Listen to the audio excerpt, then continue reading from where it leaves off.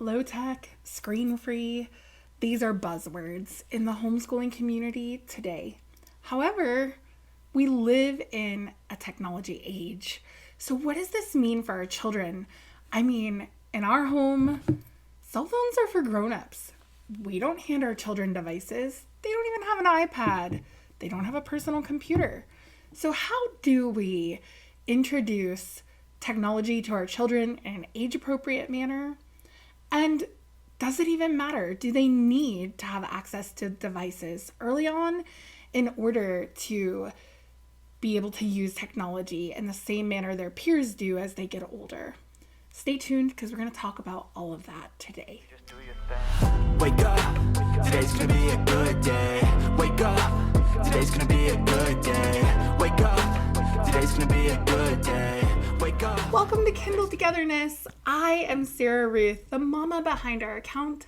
Here on our channel, you will find all things faith-filled homemaking, faith-filled learning, and faith-filled adventures. Today, we're going to talk about homemaking and learning. We're going to discuss technology in our homes, in our families, and how we manage this with young children who we are educating.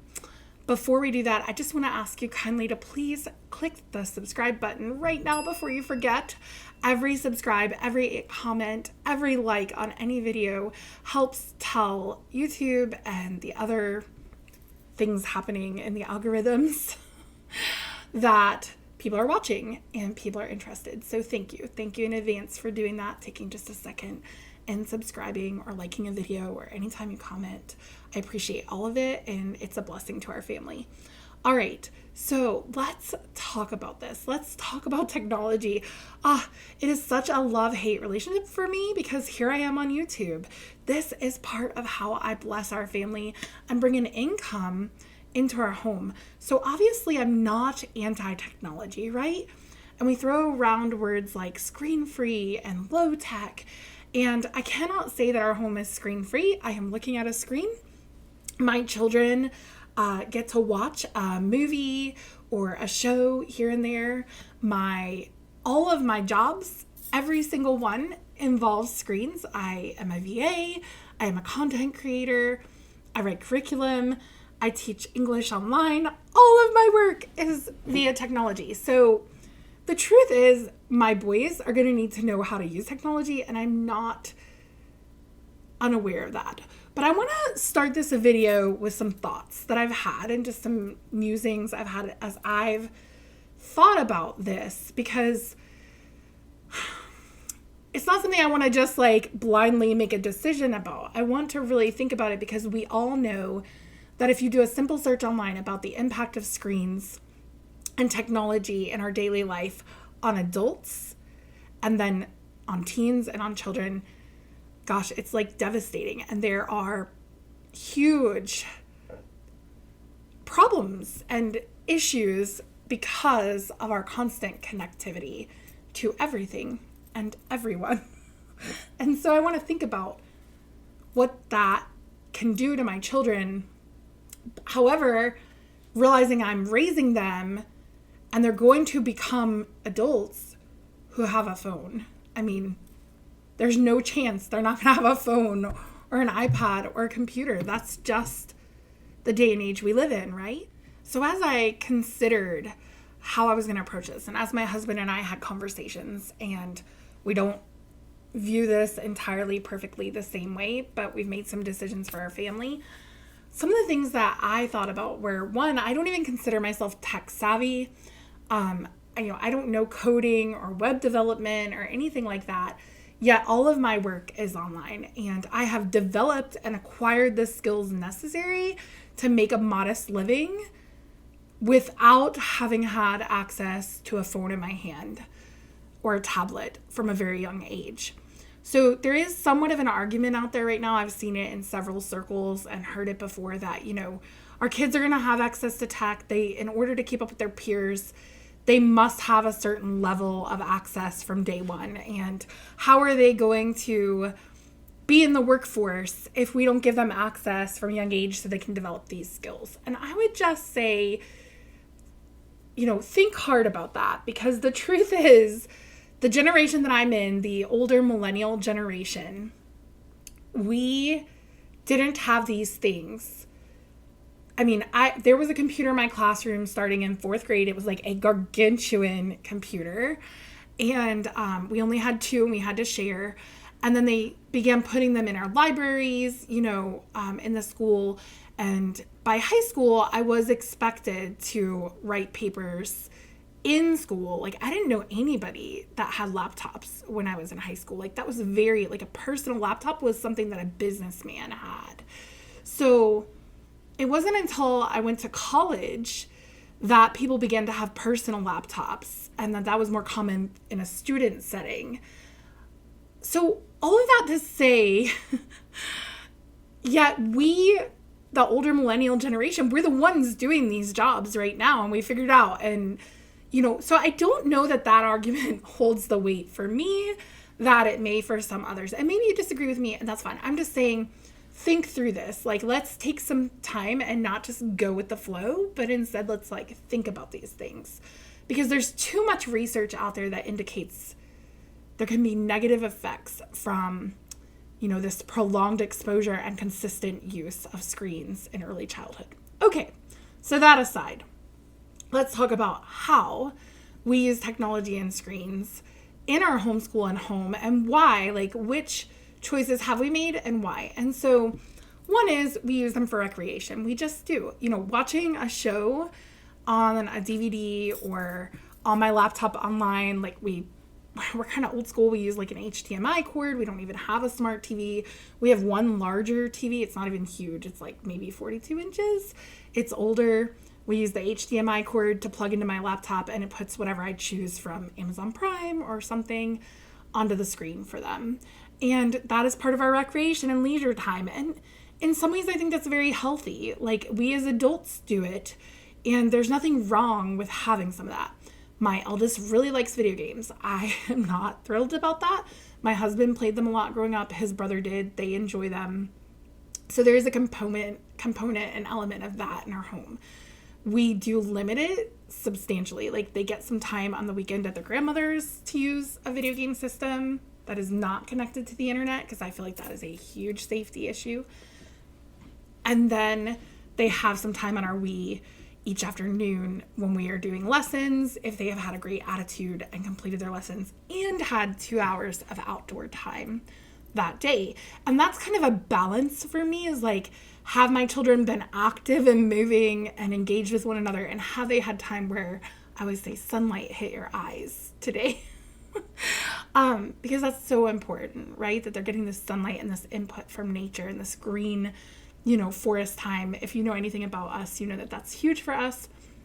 And so to me, in order to have an exchange where they get 30 minutes to an hour of some kind of tech time, I would expect that they would have lots and lots of sunlight and outside time. That's what works in our home. Furthermore, there are some technology skills that I want my kids to have, and I do want them to start getting them at a younger age, just because certain skills, when they're acquired younger, kind of set with us better, and we learn them easier. I am a fairly proficient typer. In my better days, I was typing 100 words per minute with 98 to 99% accuracy. At this point, I can probably only type 65 or 70 because I'm out of practice. I can 10 key on a number pad as well, which is an old school thing. Most of our computers don't even have that anymore. And I think typing skills are valuable for a myriad of reasons, not because you're going to be tested on them, but at this point, if you can type accurately with speed, it's going to benefit you when you're writing papers, when you're doing anything for any task. And I don't only want my kids to know how to use their thumbs to send text messages. I also want my children to be able to use an actual keypad on a laptop or a regular computer. So I'm going to show you a website that we really like for this purpose here in a moment. And that is one skill I find to be really important. I started in about 3rd grade. I start them for about 15 minutes a day, 3 days a week, just trying to get them familiar with the keypad and allowing them to do some keyboarding skills. That's actually one of the first things that they do independently, is they get a login and they're allowed to get on the computer at will and do that independently. So I'm kind of passing the baton and teaching them how to access the computer, how to get onto the typing program, and to begin to type. So let me show you what that looks like. Okay, so like I said, I want my sons to be able to type. It's very important to me. And so if you look here, I've gone to typing.com, and I will put that down in the box for you in the description box so you can find it.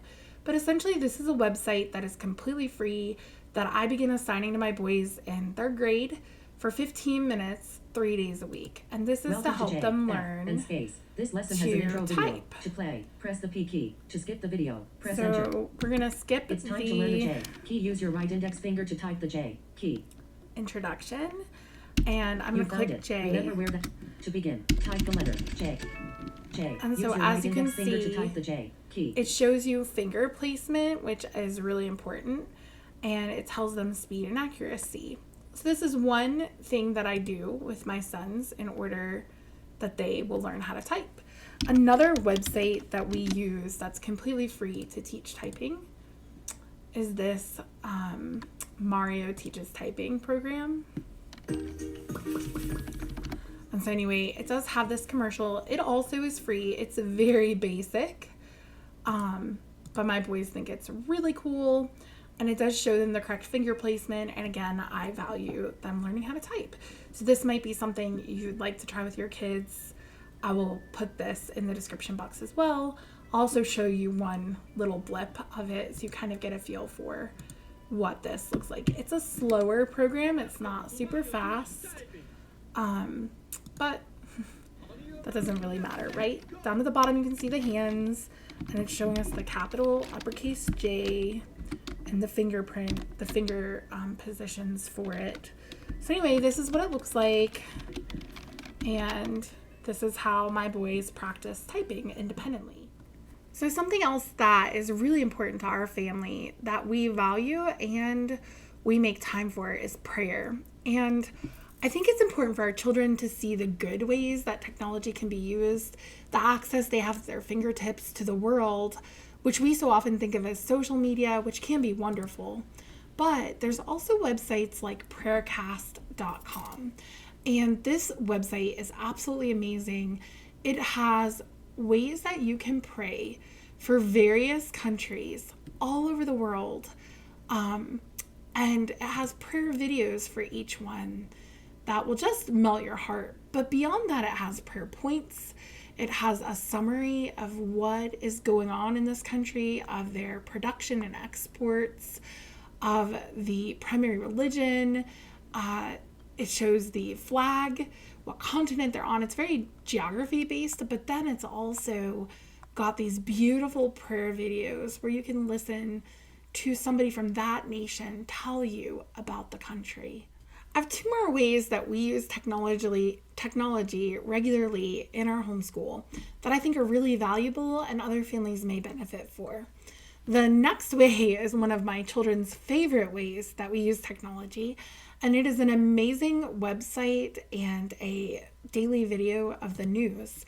It is called World Watch News, and they have approximately 10-minute long videos every single day, Monday through Friday, that give us the basic world news from a conservative, Christian, gospel-centered viewpoint.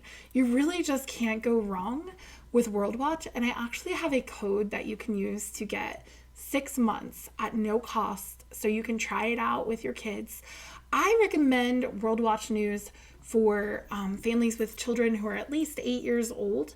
And I feel like the ideal age for the video content is more like 9 to 12 years of age. However, children on both ends of that age range will still get something from this. I would caution you to say that at times they're dealing with things like war and coups and different government issues that are a big deal. And while they present it in a very gospel-centered way, and it's not, in my opinion, fear-mongering or scary for very sensitive or more sensitively inclined children, it could be a little bit scary for them. So definitely pray and watch a couple of videos yourself first. Use my code, watch them as a husband and wife, or, have the adults in your home preview, and then invite your children if you feel like they're going to be a good fit. World Watch News has some other tech and non-tech options, and I'm going to talk about some of those things in another video so that you can learn more about what they have to offer. Lastly, I want to mention to you a really cool YouTube website that we regularly access for pretty much any content, any subject. You can find a video.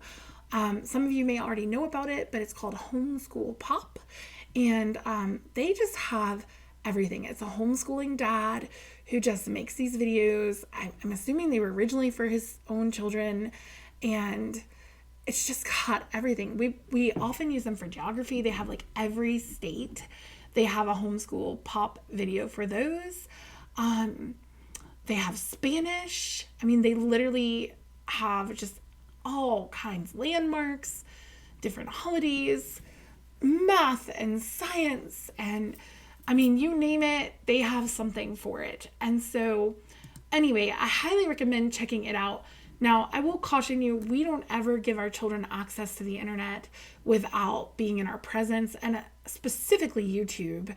I just don't trust it unless you have the subscription membership that prevents, advertisements. But even then, the videos can be infiltrated. The person can anything can be on these videos, even if they look innocent or made for children. So my suggestion is that you preview videos before you show them to your children, even from Homeschool Pop, just because, and make sure they're a good fit for your family. But it is an amazing website, just filled with so much. It's got the Mona Lisa for kids, Albert Einstein, poinsettias, foods in Spanish, fun animals, double digit addition. You just can't, any type of supplement or various topics that your kids, if they want a rabbit trail on something, they get snake videos. You just can't beat it. It's just a wonderful resource. So all said and done, now you know my big secret. We are not tech free in our house. Mom and dad use their phones. Phones are for adults in our home. Occasionally we show our children something on our phone if we think it's relevant to them. Phones are for making phone calls to people they know. Our kids are allowed to call relatives or even a friend. We've allowed them to text a friend from our phone.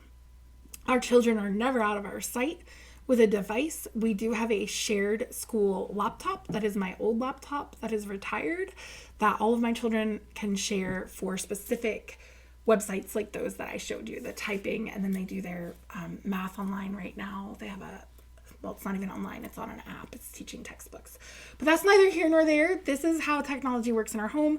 I hope it has given you some ideas, maybe a new website to check out, or if anything else, it just has provoked you to think about it maybe in a different way, or more specifically, or to have a conversation with the other adults in your home.